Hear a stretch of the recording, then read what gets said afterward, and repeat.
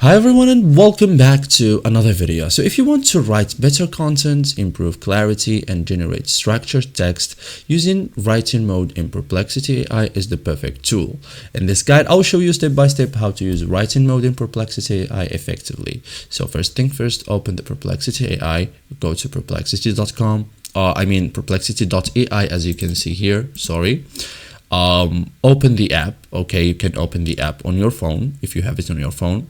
Start a new query, so be ready to write. Select writing mode. Okay, so you have to select the writing mode if your account is upgraded. Okay, find the focus option, choose writing, activate content generation mode, and then give a clear writing prompt. For example, let's say for example, this is your topic, how to use the writing mode in